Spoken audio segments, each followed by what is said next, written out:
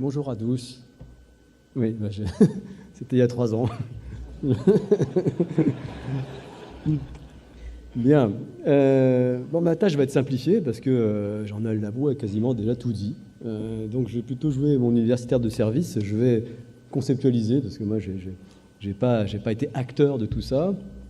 J'ai connu aussi l'arrivée du e-commerce. Donc, j'ai vécu tout ce qui a été raconté, mais comme observateur. Et donc, je vais vous faire part un peu de l'analyse que je fais des mutations contemporaines, en essayant d'élargir un peu le spectre, en ne restant pas uniquement sur le commerce, qui est le secteur que je suis de plus près, pour essayer de m'interroger sur les transformations plus générales du capitalisme et la manière dont a évolué la création de valeur. C'est à ça que je voudrais vous inviter, réfléchir à la manière dont, à l'intérieur du capitalisme contemporain, se sont diffusées de nouvelles manières de créer de la valeur et finalement l'obligation pour les entreprises de réfléchir à leur business model. Alors, voilà, elle est un peu capricieuse, si on m'avait prévenu, elle est archi capricieuse. Voilà. Elle est tellement capricieuse qu'on est très, très, très en avance. Voilà. Alors, je crois que je vais commencer par une banalité. Le capitalisme est un système en évolution continue, un changement extrêmement rapide. Je crois qu'on est tous en train de le vivre, on en est convaincus. Les bouquins qui parlent de révolution se multiplient. Simplement, quand on prend un tout petit peu de hauteur et qu'on s'arme des bons outils, notamment statistiques, on se rend compte que derrière l'écume de la vague peut être très très haute, il y a une forme de régularité dans les changements que subit le capitalisme. On observe des cycles longs, quoi, et dont les plus connus sont les fameux cycles de Kondratiev, qui sont des cycles d'environ une 50aine d'années, durant lesquels alternent des phases de croissance et des phases de repli, mais surtout qui marquent qualitativement l'histoire du capitalisme. Chaque cycle long correspond à un certain mode de fonctionnement du capitalisme, avec des mécanismes, des institutions qui sont très différentes. Alors nous sommes précisément en train d'escalader la phase ascendante d'un nouveau cycle long, et quand tout sera à peu près en place, on espère renouer avec la croissance. Certains économistes qui suivent un peu les choses de manière mécanique nous disent que l'apogée de ce cycle, c'est-à-dire quand tout sera en place, devrait nous amener vers 2020. Donc, vous voyez, un peu de patience, bientôt la reprise sera au rendez-vous dans une configuration un tout petit peu stabilisée. Malheureusement, les choses se présentent rarement comme ça. Il n'y a rien de mécanique dans l'économie. Alors, qu'est-ce qui fait que le capitalisme, comme ça, ne suit pas une trajectoire homogène, mais peut-être son histoire peut être découpée en phases et en épisodes? Alors, je sais que ce qu'on a sous les yeux qui est le plus spectaculaire, c'est la technologie. Et là, je parle devant un auditoire qui est particulièrement sensibilisé à la question de la technologie. Et très souvent, on associe à chaque cycle long une révolution technologique. D'ailleurs, il y a un économiste qui s'est rendu célèbre pour avoir interprété les cycles longs à partir des grappes d'innovation technologique. Vous le connaissez, c'est Joseph Schumpeter. Actuellement, il n'y a pas une entreprise qui n'est pas soucieuse de cette transformation numérique. Et la discussion qu'on vient d'avoir sur les transformations dans le monde du commerce a trouvé comme point d'entrée le e-commerce et donc une révolution technologique. Alors, je ne veux pas minimiser ici l'importance de la technologie, elle est absolument fondamentale, mais j'ai envie de dire que la technologie, ça peut faire tout et son contraire. Et en réalité, quand on regarde de près l'histoire des cycles longs, ce que je ne vais pas faire avec vous, on se rend compte que ce qui fait qu'on passe d'un épisode à un autre de l'histoire du capitalisme, c'est une mayonnaise très complexe, dans laquelle il y a de la technologie, bien évidemment, mais il n'y a pas que ça. Il n'y a pas que ça. Il y a des mutations dans la société. Il y a l'évolution des rapports de force, parce qu'une économie, une société, c'est toujours des rapports de force entre des intérêts contradictoires. Donc c'est aussi des compromis qui se trouvent entre ces parties prenantes. C'est des institutions qui ont elles-mêmes leur dynamique d'évolution. C'est des rapports internationaux, c'est de la géopolitique. C'est tout ça ensemble qui, à un moment donné, arrive à faire un système qui tient la route et qui permet la croissance économique. La technologie en est une composante, mais ce n'est pas la seule. Et je dirais qu'une technologie, ça peut être au service de différents types de systèmes économiques. Donc le danger pour l'entreprise, c'est de raisonner dans le monde qui vient par rapport à des logiques d'innovation, de rupture technologique, alors qu'en réalité, la technologie n'est qu'un outil au service d'un business model qui doit être en cohérence avec le capitalisme de son époque. Parce que fondamentalement, ce qui est important, c'est qu'à chaque époque de l'histoire du capitalisme, eh bien, sont associées des manières de créer de la valeur et de s'organiser pour créer la valeur qui sont radicalement différentes. Donc le petit voyage auquel je vous invite, il est là, c'est de se demander qu'est-ce qu'il y a dans l'époque contemporaine qui nous amène à un changement radical dans la manière de créer la valeur. Donc je vais identifier avec vous un certain nombre de leviers de création de valeur, et alors on comprendra comment la technologie peut nous aider à mettre en œuvre ce qui finalement consiste dans l'élaboration de nouveaux business models. Alors, pour le livrer en une formule, ce qui est en train de se passer sous nos yeux, mais c'est dans le temps long que ça se situe, donc ça ne saute pas au visage, c'est qu'on est en train de passer du capitalisme industriel fordien au capitalisme immatériel. Explication de texte. Capitalisme industriel fordien, on le connaît bien, on en est encore pétri. Ces restes sont très vivaces. C'est en gros une économie où l'industrie est au centre et où la création de valeur réside fondamentalement dans l'efficacité avec laquelle on transforme la matière physique. En gros, le maître mot, c'est la productivité. C'est la maîtrise des coûts. Et pour maîtriser les coûts, pour être productif, qu'est-ce qu'on va tenter de faire? On va fondamentalement jouer sur des effets de dimension. On va tenter d'être gros pour pouvoir acheter des grosses machines, pour pouvoir négocier avec ses fournisseurs, pour pouvoir gérer de la main-d'œuvre avec une forte division du travail, etc., etc. Je pense que tout le monde connaît le Fordisme, notamment Henry Ford, qui était un des inventeurs de ce modèle qui a été généralisé pendant les 30 Glorieuses et qui est à l'origine de la croissance fabuleuse que nous avons connue durant les 30 Glorieuses. Cet épisode est terminé. En fait, il a commencé à se terminer dès la fin des années 60. Vous voyez qu'on est vraiment dans le temps long. Et progressivement émerge un nouveau capitalisme qui n'est pas donc complètement stabilisé. C'est pour ça qu'aujourd'hui, on vit avec des hauts et des bas, beaucoup d'instabilité. On n'a pas un nom non plus qui fait l'unanimité. Je vous propose provisoirement de l'appeler un capitalisme immatériel. Il est tout à fait tangible, hein. Mais pourquoi je propose de l'appeler immatériel? Pour deux raisons majeures. La première, c'est que la valeur, aujourd'hui, est de plus en plus immatérielle. Ce que l'on délivre, ce qui va amener le profit aux entreprises et aux clients, c'est une composante immatérielle. Ce n'est pas du tangible, c'est de l'immatériel. J'expliciterai dans un instant. Et de surcroît, cette valeur, qui est immatérielle, elle est produite en mobilisant des ressources qui sont elles-mêmes immatérielles. Pour le dire autrement, on produit de l'immatériel avec de l'immatériel. Et j'ai bien conscience que mon propos est extrêmement abstrait, et je vais le rendre concret dans un instant. Mais d'abord, pourquoi? Pourquoi on passe d'un système à un autre? Pourquoi l'avènement de ce nouvel épisode de l'histoire du capitalisme? Évidemment, on pourrait écrire un bouquin sur la question, mais je vais pointer ce qui me paraît le plus important en commençant par ce que j'appelle le paradoxe de la concurrence et de la rentabilité, qui a été illustré tout à l'heure d'ailleurs. Le changement d'environnement, que ce soit la mondialisation, la dérégulation, les nouvelles technologies de l'information et de la communication qui rendent les marchés transparents, on l'a vu tout à l'heure, a eu comme conséquence l'intensification de la concurrence sur la plupart des marchés. Je crois que jamais les marchés ont été aussi concurrentiels qu'aujourd'hui. Personne dans la salle me démentira. Deuxièmement, la financiarisation, autre aspect du capitalisme contemporain, la prise de pouvoir sur les grandes entreprises de l'actionnariat. Je ne développe pas, les choses sont connues. Mais là, il y a un petit paradoxe, si vous voulez. C'est que, on apprend ça à nos étudiants en première année, la rentabilité décroît avec la concurrence. Plus la concurrence est forte, plus la rentabilité est faible. Ça a été dit tout à l'heure de manière très imagée. Or, quand vous avez un pouvoir actionnarial à la tête des entreprises, qu'attendent les actionnaires? La rentabilité maximum. Rappelez-vous, on n'ose plus le dire aujourd'hui, mais avant la crise financière, on évoquait une norme de rentabilité qui était de l'ordre de 15% des capitaux propres. Donc il y a comme un problème, comment être hyper rentable dans un contexte hyper concurrentiel. C'est pour ça qu'on paye très très cher les patrons, c'est qu'il faut trouver la solution à ce qui ressemble à la quadrature du cercle. Il y a deux manières de réagir à ça. Première manière, les deux ont été élaborées et développées. C'est la stratégie de recentrage et d'externalisation. Je ne garde en mon sein que ce qui est rentable, à peu près sûr, et je vais me débarrasser de tout ce qui n'est pas rentable sur les autres. C'est autrement dit la stratégie de la patate chaude. Voilà. C'est pas peine que je développe. Une manière plus noble, c'est de trouver d'autres stratégies. C'est d'élaborer progressivement d'autres business models qui permettent d'être rentables dans un contexte d'hyperconcurrence. Je vais vous expliquer dans un instant ce que c'est. Et deuxième facteur de changement sur lequel je vais moins m'appesantir, c'est les changements sociétaux. C'est qu'on est dans un contexte sociétal qui a beaucoup changé. Un petit point de désaccord avec ce qui a été dit tout à l'heure, les consommateurs ont beaucoup changé parce que la société a beaucoup changé, notamment avec l'élévation du niveau de qualification qui change plein de choses, notamment le rapport que les gens ont au travail. Et c'est pas rien, donc on ne crée pas la valeur de la même manière avec ses collaborateurs qu'on le faisait hier. L'impact des nouvelles technologies, cette fois-ci vu du côté mode de vie, elles ont changé plein de choses, pas à peine que je développe.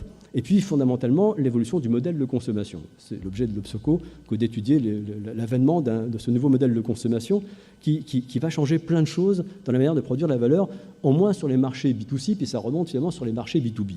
Qu'est-ce qui s'est passé? Deux mots sur ce modèle de consommation. Eh bien, grande différence avec l'époque où Darty est né, les besoins de base sont couverts. Ça y est, quand Darty s'est créé, on avait tous besoin de s'équiper en matériel électroménager, on n'avait rien à la maison, on partait de très très bas, mais à la fin de la période, ça y est, les besoins de base sont largement couverts, on mange bien, on est à peu près bien habillé, la mobilité est réglée, etc. Donc, fondamentalement, les ressorts de la consommation, les ressorts de la demande évoluent. Ils évoluent notamment dans le sens du symbolique. On est moins à la recherche du fonctionnel, on l'a déjà. Une voiture pour se déplacer, on l'a déjà. Le robot pour faire la cuisine, on l'a déjà. Le fonctionnel est acquis. Donc, ce qui va éventuellement nous donner envie d'acheter et de consommer encore, c'est que les offreurs, les acteurs de l'offre, vont réussir à toucher les couches supérieures du besoin de consommer, du désir de consommer, à savoir les ressorts symboliques et immatériels. Donc, on va consommer, entre autres, pour se forger une identité, pour créer des liens avec les autres, pour affirmer son adhésion à des valeurs, etc., etc. Mais évidemment, dans la manière d'approcher le consommateur, quand on passe du symbolique, du fonctionnel au symbolique, eh bien, la manière d'entrer en relation avec les clients change radicalement. La société s'est démassifiée. Grand changement là également par rapport aux 30 Glorieuses. Nous sommes entrés dans une société d'individus, une société de personnes. Donc on ne peut plus traiter les clients comme une masse. Il faut rentrer dans une logique d'individualisation et de personnalisation, reconnaître derrière chaque client une personne singulière qui a des attentes qui sont spécifiques, des besoins qui lui sont propres et qui attend surtout d'être reconnu dans leur relation comme un être singulier. Donc ça va nous forcer à avoir une approche démassifiée et personnalisée des marchés. Autant dire qu'on vient de loin. La combinaison de ces 3 points a pour effet que désormais, ça a été dit, il faut partir du marché, partir du client, raisonner moins en termes de produits et plus en termes de clients. Effectivement, c'est très facile à dire, mais les conséquences sont absolument colossales. Et je ne suis pas sûr d'ailleurs que Darty soit allé au bout des conséquences. On va le voir dans un instant. Et puis, du coup, comme on part du marché, il faut connaître les clients, il faut les comprendre, apprendre à leur parler. Et donc, dans le fonctionnement des entreprises, ça redonne du poids, un poids croissant, à la fonction marketing. Là où la centrale d'achat dans la distribution était le cœur du réacteur, progressivement, c'est le marketing qui doit prendre l'ascendant. Et les systèmes d'information qui vont avec, bien entendu. Puis, dernier point plus récent intervenant dans le modèle de consommation, qu'on suit de très près à l'Obsoco, c'est la montée de la charge déceptive. On a l'impression que nos clients, les consommateurs, commencent à traîner un peu les pieds. Que le modèle qui s'est construit, le modèle de consommation de masse qui s'est construit dans les 30 Glorieuses et qui continue d'être dominant aujourd'hui, a atteint un peu ses limites, avec des consommateurs qui, effectivement, saturés de produits, sont de plus en plus déçus par la manière dont se passe la consommation. Et alors, on le suit de très près. Je voulais juste vous livrer un des résultats de nos enquêtes qui illustre le propos et qui nous dit qu'en gros, un Français sur 2 aspire à consommer mieux. Donc, on a demandé à un échantillon de 4000 consommateurs de choisir parmi les 4 propositions que vous voyez à l'écran. Vous aimez la manière dont vous consommez et vous ne souhaitez pas changer vos habitudes, le petit cadran jaune, 27%. Donc, en gros, vous avez un quart des consommateurs satisfaits de leur manière de consommer. Vous voudriez pouvoir consommer plus, le petit cadran bleu, 27%. Seulement 27% des Français qui nous déclarent vouloir consommer plus dans un contexte de tension persistante sur le pouvoir d'achat. On pourrait penser qu'on aurait eu 80% des Français répondant ça. Vous voudriez consommer moins, mais mieux, 26%, le vert. Donc autant de Français, un quart à peu près, disposés à consommer moins pour pouvoir consommer mieux que la proportion de Français aspirant à consommer plus. Et enfin 20% qui nous disent vouloir consommer autant, mais mieux. Donc 20 plus 26, ça fait en gros un Français sur 2 qui aspire à consommer mieux, donc qui n'est pas satisfait pleinement du modèle de consommation actuel. Je ne vais pas aller plus loin sur cette analyse, on travaille là-dessus en long, en large et en travers. La dimension déceptive de la consommation tient en partie au problème de qualité et de manque de confiance des consommateurs à l'égard des acteurs de l'offre. Mais il y a manifestement ici un appel des consommateurs à réformer le modèle de consommation, et ça va être une force qui va nous pousser en direction de ce nouveau mécanisme de création de valeur associé au capitalisme immatériel. Alors, allons-y, maintenant qu'on a essayé de comprendre à peu près pourquoi les choses sont en train de bouger, voyons le contenu, si la zapette voulait bien se mettre à fonctionner. Et voilà, elle fonctionne trop bien maintenant. Allez. Voilà. 4 nouveaux mécanismes de création de valeur, enfin nouveaux, ils ont toujours existé, simplement aujourd'hui ils ont pris de l'importance. Je les énonce et je les développe juste après. L'innovation permanente, la création de valeur symbolique, la relation de service, et la responsabilité. Elles ne sont pas exclusives, évidemment. Voilà, tout est en train de sauter. Ça ne marche pas du tout. On peut revenir en arrière. Voilà. Donc, je vais les prendre une par une. elles peuvent être parfaitement compatibles. J'ai envie de dire que quand on les combine toutes les 4 à la fois, on est vraiment à la tête d'un business model, mais qui reste encore très largement à inventer. Alors l'innovation permanente, c'est effectivement la voie royale pour arriver à être rentable dans un contexte d'hyperconcurrence. Ça veut dire être capable de mettre sur le marché des produits qui sont désirés par les clients et que les concurrents ne savent pas encore faire. Donc là, vous avez tout bon, vous créez une demande, et comme les concurrents ne sont pas vos talons, vous êtes capable de gager une marge tant que les concurrents ne vous ont pas imité. Donc la question aujourd'hui n'est pas de réussir à innover une fois, elle est d'être capable d'innover de manière continue, parce que les délais de limitation se sont eux-mêmes raccourcis. Or, innover de manière continue, ce n'est pas donné, ça demande une forme d'organisation, là aussi une logique de fonctionnement global de l'entreprise qui fait que l'entreprise est une entreprise apprenante, qui est capable de se réinventer en continu. Les leviers pour parvenir à créer cette ressource immatérielle, qui est la nouveauté qu'on va mettre sur le marché, cet impératif va reposer sur la mobilisation de ressources immatérielles. Et la ressource immatérielle critique, c'est l'intelligence humaine, c'est la mobilisation du cerveau d'œuvre. Donc, pour créer cet immatériel qui est la nouveauté, mobilisation d'un immatériel qui est l'intelligence humaine à travers le cerveau d'œuvre, mais aussi la capacité à capter tout ce que l'environnement peut nous donner comme matière première pour créer du nouveau, ce que les économistes appellent les externalités de connaissances, c'est-à-dire faire l'éponge, aspirer ce qui se passe dans la recherche universitaire, regarder ce qui se fait chez les concurrents, chez les prestataires, pomper la culture pour transformer ça en idées de nouveaux produits et d'innovation, et puis plus récemment, pomper l'intelligence de la foule à travers le crowdsourcing, car notre intelligence collective est une ressource sans limite. Donc trouver des formes d'organisation pour pomper tout ça et produire en continu un flux de nouveautés. Mettre l'innovation comme priorité de l'entreprise lui implique de raisonner moins en termes de produits, mais de se définir en termes de positionnement dans l'espace de savoir. Pour l'identité du métier de l'entreprise, pour définir l'identité de l'entreprise, il y a un saut périlleux à faire. Je ne suis plus un producteur de médicaments, je suis par exemple un spécialiste des sciences de la vie. Je me définis comme entreprise dans l'espace des savoirs, le domaine dans lequel je pense que je serai en mesure de repousser sans arrêt les limites des connaissances pour produire de l'innovation. Donc un changement radical dans la définition de l'identité de l'entreprise. Deuxième levier de création de valeur, si la ZAPED veut bien fonctionner, elle ne veut pas, c'est fâcheux. On peut peut-être passer au slide suivant manuellement. Merci. La création de valeur symbolique. Donc c'est plus propre au marché B2C, je vous dis tout à l'heure. Susciter le désir de consommer dans des pays où les besoins de base sont largement couverts, ça ne va pas de soi. Il faut souffler sur les braises du désir. Donc il faut rajouter au produit un petit tralala, une petite poudre de perlimpinpin qui fait que le produit va évoquer des imaginaires, va développer des valeurs, des symboles qui le rend désirable et qui augmente la disposition à payer. Donc le miracle de la valeur symbolique, c'est que ça stimule la demande là où le désir a tendance à s'effondrer, à créer de la différenciation parce que du coup, vous devenez différent de votre concurrent et puis vous élevez la disposition à payer. Je pense que des produits comme Nespresso ou les produits Apple sont la meilleure illustration des miracles que peut faire la capacité de créer de la valeur symbolique. Donc c'est une valeur qui est fondamentalement immatérielle, c'est du supplément d'âme, si vous préférez, et qui se crée là aussi avec de l'immatériel. L'intelligence du marché des clients, qu'est-ce qui fait vibrer les consommateurs à un moment donné? Donc il faut être à l'écoute de la société et des valeurs qu'elle véhicule. Il faut des marques fortes, car c'est la marque qui véhicule la valeur immatérielle. Et il faut être capable de capter la culture qui va remplir la marque de signes que les consommateurs vont décrypter et vont être au support de la volonté d'acheter et de payer plus cher. Troisième source de valeur, la relation de service, c'est peut-être la plus importante de mon point de vue. Ça a été dit tout à l'heure, dans les années 90, subitement, on a réalisé qu'on avait des clients. On raisonnait jusque-là sur des produits, et on se dit finalement, non, il y a des clients au bout, en fait il y a toujours eu des clients, mais paradoxalement, il a fallu attendre que la concurrence nous rappelle que le client avait une valeur considérable, et on s'est mis à patrimonialiser le client. Et c'est tout l'élan de l'orientation client qui commence dans les années 80-90. Aujourd'hui, il n'y a pas une entreprise, je suis sûr que personne ne me démentira en cette salle, qui ne se prétend pas orienté client, c'est-à-dire qui met le client comme point de départ de sa réflexion stratégique et de son positionnement. Donc c'est un retournement absolument radical dont on ne mesure pas encore complètement les conséquences. Car quand on met vraiment le client comme point de départ de sa réflexion stratégique, on prend conscience d'une réalité élémentaire, le client se moque de vos produits. Ce n'est pas les produits qui intéressent le client.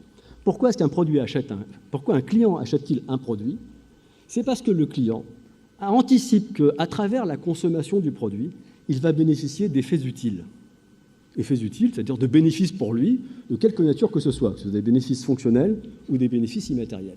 Donc ce n'est pas le produit qui l'intéresse, c'est l'anticipation du fait qu'en consommant le produit, il va tirer des effets utiles. Et ces effets sont considérés par lui comme étant utiles, parce qu'il anticipe que ces effets utiles vont l'aider à résoudre un problème. À la base de chaque acte de consommation, il y a un problème, et fondamentalement, ce que recherche le client, c'est la solution à un problème. Ce qui veut dire que quand on est vraiment orienté client, il faut arrêter de lui parler des produits, il faut lui dire client, j'ai compris tes problèmes, et j'ai les compétences, on revient au point précédent sur l'innovation, j'ai les compétences qui vont me permettre de t'accompagner vers la résolution de tes problèmes. Donc être réellement orienté client, ça veut dire passer du produit aux effets utiles, et des effets utiles aux solutions. Finalement, on vend des solutions. Alors, dans le monde de l'informatique, c'est d'une extrême banalité. C'est même devenu un peu la règle sur les marchés B2B.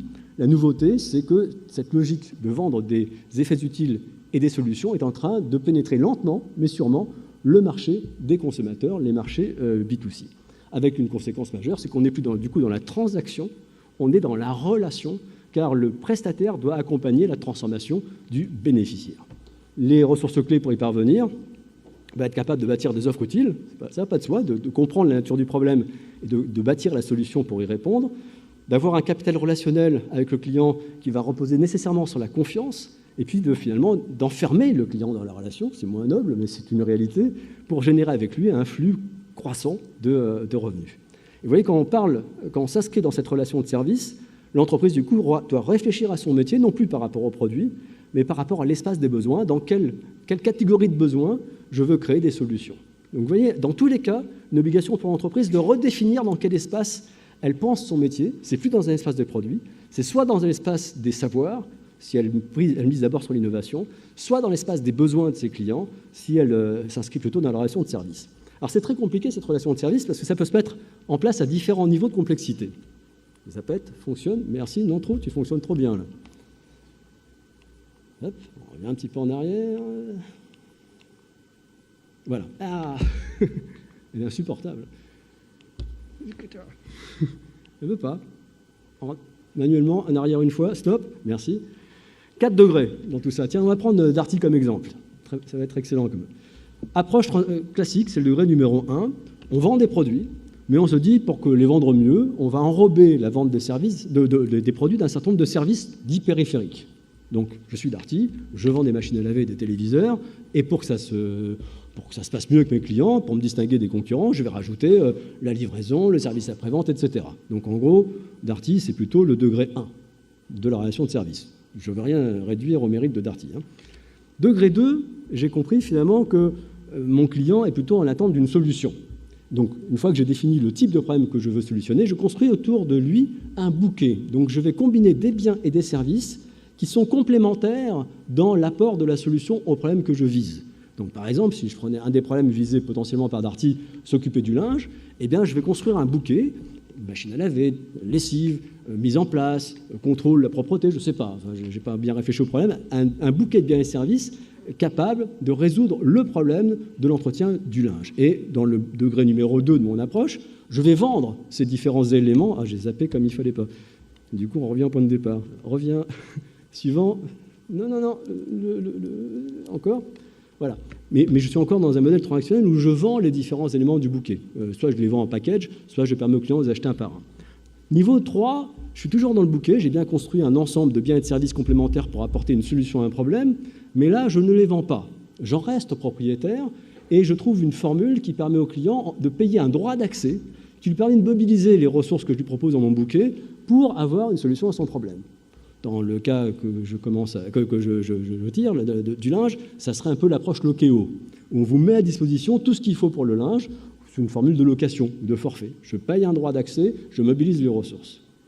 Niveau 4, le stade suprême, si vous voulez, la relation de service, j'ai compris que l'accès, ce n'est pas suffisant. Ce que veut le client, c'est la solution. Donc, on va tisser avec lui une relation fondée sur l'apport d'unités fonctionnelles, des unités de lavage, par exemple, ou d'entretien, il faut trouver le vocabulaire adapté. Donc, j'ai tous les éléments du bouquet, là aussi, mais ce que je vais vendre, c'est l'engagement de résultat. je vais livrer, je vais conclure un contrat sur l'apport de la solution. Je sais que c'est des choses qui existent dans l'informatique, par exemple. Voilà, donc vous voyez qu'au total, si je veux au bout de cette relation de service, la notion d'orientation client est extrêmement exigeante. Ça signifie un modèle économique radicalement différent qui nous ramène sur les modèles de l'accès qui ont été évoqués tout à l'heure, et l'accès étant d'ailleurs pas la forme la plus aboutie de la relation de service. Je vais sauter la question de la responsabilité, parce que de mon point de vue, c'est le maillon le plus faible de ces nouveaux maillons, des nouveaux mécanismes de création de valeur, parce qu'il n'est pas encore prouvé, totalement prouvé, même si on commence à avoir quelques travaux académiques sur le sujet, que jouer la responsabilité, jouer l'éthique pour une entreprise soit réellement susceptible de créer de la valeur économique. Donc je le mets de côté, mais on se met dans un coin de la tête, parce qu'on voit bien du côté des consommateurs, dans le nouveau modèle de consommation qui est en train d'émerger, que les consommateurs, ils veulent des bénéfices clients pour eux, mais ils veulent aussi, à travers des actes de consommation, faire en sorte que le monde aille mieux, parce qu'ils sont extrêmement inquiets. Donc être capable, dans une même offre, d'avoir un avantage client fort et différenciateur, mais en même temps de véhiculer des valeurs et de la responsabilité, c'est au minimum quelque chose sur lequel il ne faut pas être pris en défaut, si l'on a gravement sanctionné, et c'est peut-être, et je mets un gros point d'interrogation, une source de valeur à cultiver pour l'avenir, si la trajectoire qu'on a empruntée continue de se développer. Je voudrais surtout terminer sur les quelques minutes qui me restent, en indiquant les conséquences des nouveaux leviers de création de valeur que je viens d'évoquer sur l'organisation des filières. Parce que finalement, je vous l'ai dit, c'est un nouvel épisode de l'histoire du capitalisme qui est en train de s'ouvrir, et donc la structuration de l'économie à laquelle on était habitués est en train de voler en éclats, et une autre se met en place. Je pense que pour chaque entreprise, c'est important de comprendre ce qui est en train de se jouer pour savoir où elle va se positionner dans la nouvelle structuration qui est en train de se mettre en place. Fondamentalement, ce que je viens de vous dire a pour effet que la valeur se crée aujourd'hui de plus en plus à la fois en amont et en aval de la production. En amont, parce que c'est le lieu de l'innovation.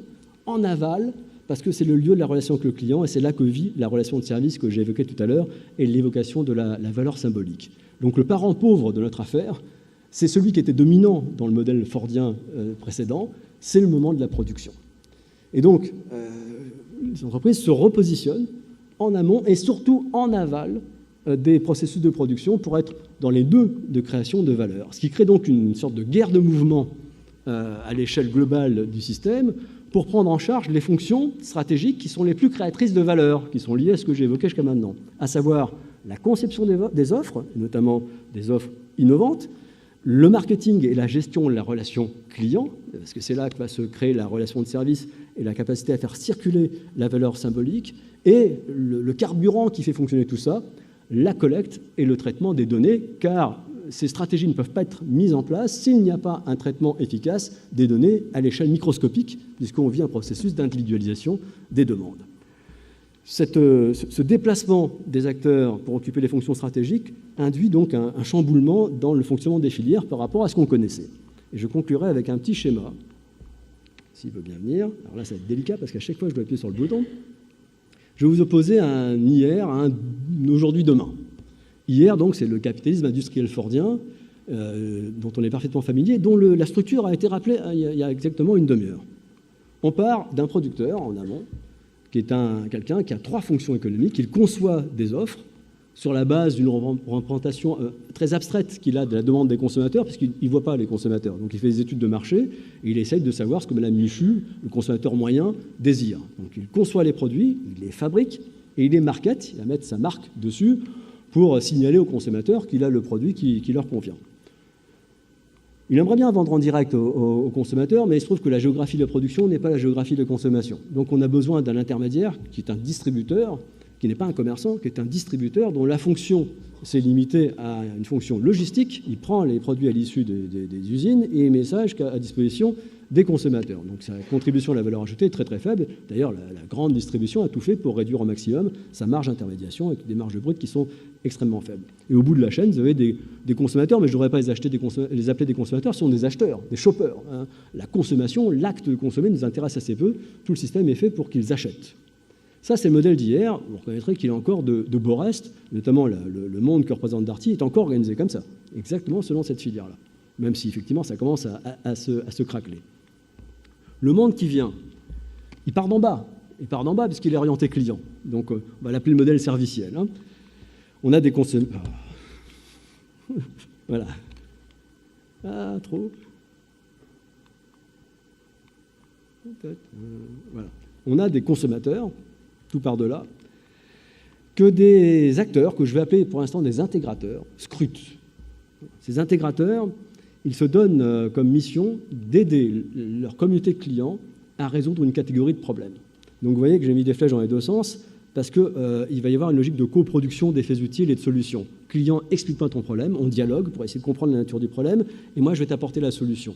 Et comme la solution, ce n'est pas la transaction sur un produit, c'est quelque chose qui se fait dans le temps, on ajuste, on essaie de comprendre, on corrige le tir, etc. Donc c'est une relation de coproduction à forte intensité relationnelle et qui s'inscrit nécessairement dans la durée. Cet intégrateur, c'est donc quelqu'un qui va concevoir les termes de la solution, c'est lui qui va inventer le bouquet de biens et services complémentaires pour apporter la solution au problème qui était visé. Il va distribuer tout ce qui est nécessaire pour arriver à apporter la solution à ses clients, puis il va marketer l'ensemble, parce que c'est à travers le marketing qu'il va créer la différenciation par la valeur symbolique. Il va rajouter cette dimension de ce supplément d'âme que j'évoquais tout à l'heure.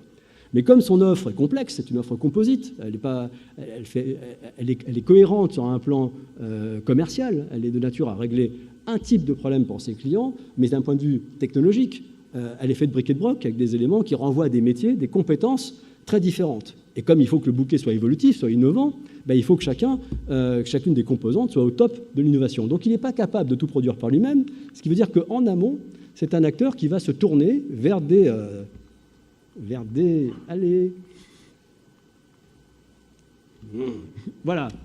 je les ai appelés des producteurs, vers des partenaires qui sont plutôt des spécialistes métiers. Chacun maîtrise très très bien les compétences pointues qui lui permettent d'être le champion dans sa catégorie, mais n'est pas en mesure d'apporter une solution globale au client.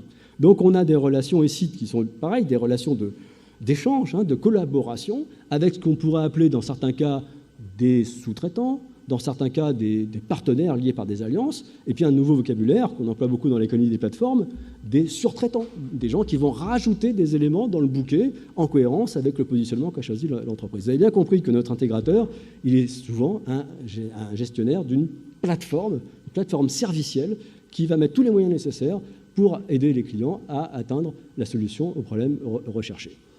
Donc on peut s'interroger sur c'est qui cet intégrateur. On sent bien en tout cas, je conclurai sur c'est qui, on sent bien que c'est un acteur clé de la structuration des marchés et que l'intégrateur est le nœud de la création de valeur dans l'architecture des filières qui est en train de se mettre en place. Donc dans cette configuration, évidemment, si je ne me trompe pas, chaque entreprise va se poser la question de savoir où elle veut se situer. Alors il y a trois possibilités. Pour moi, ça va aller très vite de le dire, mais je pense que c'est à chaque fois un chantier stratégique majeur que de réfléchir à laquelle il faut retenir. Stratégie du dernier des Mohicans, ça veut dire nier un peu ce que je suis en train de vous dire et de se dire, moi je reste dans le modèle d'hier, j'y tiens coûte que coûte. Il y aura toujours des restes du modèle d'hier. Vous savez, le nouveau ne chasse pas totalement l'ancien. Mais il faut être à ce moment-là le meilleur dans le modèle d'hier pour être celui qui va rester. C'est peut-être le choix qu'a fait Darty, car Darty est encore dans le modèle d'hier. Et ses fournisseurs aussi, pour l'instant. On peut faire ça. On peut aussi se dire, non, de toute façon, le sens de l'histoire, c'est d'aller vers les modèles que je viens de vous décrire. À ce moment-là, il y a deux possibilités. Soit vous êtes intégrateur, soit vous êtes fournisseur intégrateur. Être intégrateur, évidemment, tel que je vous ai présenté la chose, avec le temps qui m'est donné, on s'est dit, c'est ça qu'il faut être, absolument. Mais vous comprenez bien que ça va être extrêmement difficile d'être un intégrateur parce qu'il y a un tas de compétences à réunir et qu'il y a des effets de réseau. On le voit avec l'économie des plateformes, c'est très très difficile d'être celui qui va s'imposer dans un contexte où c'est en général celui qui est le plus rapide et le plus gros qui chasse les autres. Donc c'est pas évident et ça pose la question de savoir si on essaie d'y aller seul, évidemment c'est royal parce que toute la mise est pour soi, ou si on y va à plusieurs, ce qui permet de gagner en vitesse. J'ouvre pas le chantier. Et ensuite, évidemment, vient la possibilité d'être fournisseur d'intégrateurs. C'est-à-dire être un de ses partenaires qui va travailler en collaboration avec l'intégrateur pour l'aider à apporter ses solutions. Il y a deux manières d'être un fournisseur intégrateur. La petite porte, ça veut dire que vous êtes un sous-traitant, un simple sous-traitant, et vous allez être retenu parce que vous allez être moins cher ou plus flexible. Tant que vous êtes moins cher et plus flexible, ça va pour vous, mais évidemment, vous êtes sur un marché hyper concurrentiel et votre position est susceptible d'être remise en cause extrêmement rapidement. Soit vous y rentrez par la grande porte et vous êtes le partenaire qui est recherché par tous les intégrateurs, parce que vous avez une compétence tellement pointue qu'il faut absolument vous avoir dans son équipe. Parce que vous allez apporter au bouquet de l'intégrateur une composante qui sera recherchée par les consommateurs. Pour vous montrer qu'on peut être un très bon fournisseur intégrateur et même tirer l'essentiel de la valeur, pensez à une entreprise comme Intel. qui n'est pas un intégrateur, qui apporte juste un élément dans un ensemble de bouquets et qui est une entreprise extrêmement prospère. Voilà, dans tous les cas, je pense qu'il convient de réfléchir en ces termes-là. Et que si on ne réfléchit pas en ces termes-là, qui nous amène, si on va au bout du bout, à modifier en profondeur le business model des entreprises, ben, je pense qu'on passe à côté. Et donc je conclurai sur le point que j'avais pris au démarrage. Je pense qu'on a tort de réfléchir en termes de technologie de transformation numérique. Quand on ne réfléchit qu'en termes de transformation numérique sans se poser la question métaphysique de savoir au service de quel business model et dans quelle vision de l'économie on l'inscrit, eh bien, il y a des chances que ça se traduise par des centaines de millions d'investissements, excusez-moi pour Générix, mais qui ne produisent pas les résultats escomptés. D'abord la réflexion, d'abord la vision prospective, deuxièmement le positionnement en termes de business model qu'on va adopter dans cette vision, et ensuite comment on va mobiliser les outils technologiques pour assurer sa position. Vous voyez, il ne faut pas mettre la charrue avant les bœufs, et si les universitaires peuvent vous aider à avoir un tout petit peu plus clair dans la couche épaisse d'incertitude qui entoure l'avenir de notre système, eh bien on aura fait mission accomplie. Merci de votre attention.